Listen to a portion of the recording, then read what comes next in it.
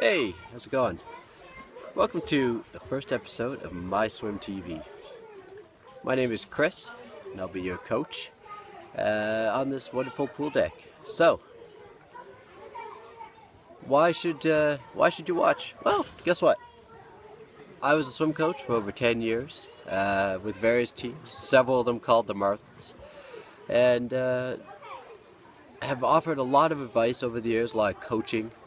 But this is my first year where I haven't actually had my own team. I just recently moved from Canada to the US, and this year I decided to try a little something different, a little bit more of a worldly coaching technique. So one of the things I want to talk about today, the main thing I want to talk about today is we're starting a new season. Long course has ended, summer's coming to a close, people are getting ready to train, but we're finally starting to get our focus back. Some people have started in the water, some have not. Some people start this week. Shout out to all my old swimmers who are getting back in the water this week. So one thing I want to talk about is the word I can't. Well, the words I can't, sorry. This is one of the biggest problems in competitive swimming is people always saying, I can't do this. Coach Chris, I can't swim the 1500. I can't do that extra 50 in practice sprint. I can't do the set butterfly. I can't. You know what? That's BS. Everybody can. And you know what?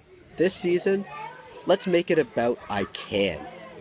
Let's try and remove I can't from our vocabulary this season.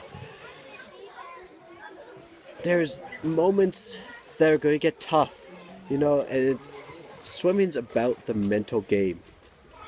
I once heard a stat from one of my coaches that swimming was 90% mental, 10% physical. That's a huge difference. We put a lot of effort in day to day for only 10% of the physical ability that swimming provides us. So let's focus on the mental game this year. We're getting into a new season, like I said. Let's focus on the mental game. Let's remove the terms I can't from our vocabulary. There's no need for it. You can do that extra 50 of fly. You can do a 1500. You can.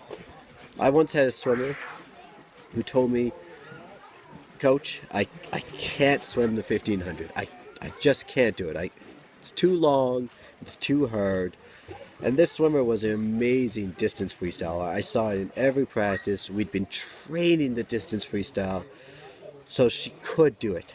It was just a matter of getting over that mental hump. And so we kept working at it. I finally stuck her in the 1500. She ended up breaking a provincial record the first time out. She's since then done it at every single swim meet since, until the end of the season. And she just continued to take off massive amounts of time. Massive. We're talking 20, 30, 40 seconds at different times of the year. And it's all because she finally changed the vocab in her head. She stopped listening to that little voice that can be so loud inside of her head. She finally said, I can do this. I can swim a 1500. My coach believes in me. I can believe in me. And she was able to do it.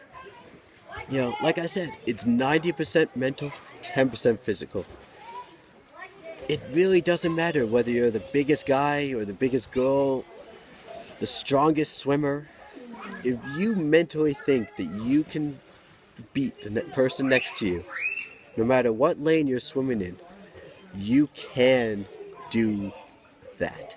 You can accomplish your goals. You can achieve the objectives that you and your coach have sat down and figured out at the beginning of the season.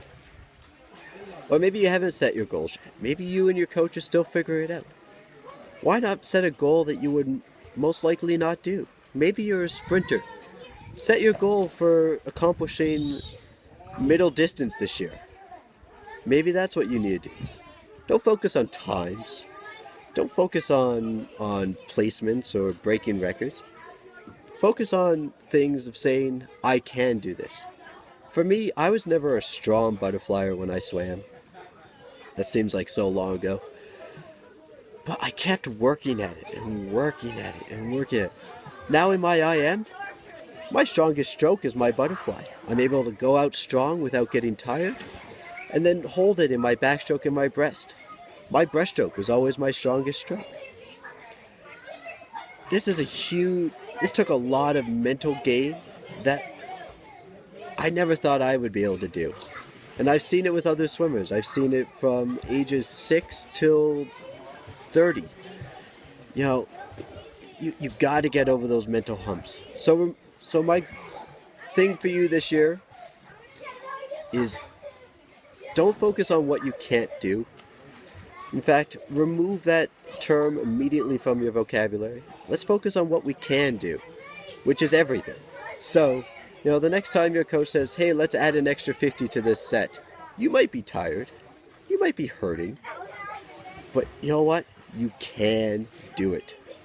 Go that extra mile, and the success will pay off when you get into the races. All right? So, I'm leaving you with that. Just as our first episode, we're going to talk about just getting over that mental hump. Don't focus on the no's, focus on the yes. Achieve your success by telling yourself, yes, you can. I believe in you, your coaches believe in you, your parents believe in you. Have fun. Good luck. Talk to you soon.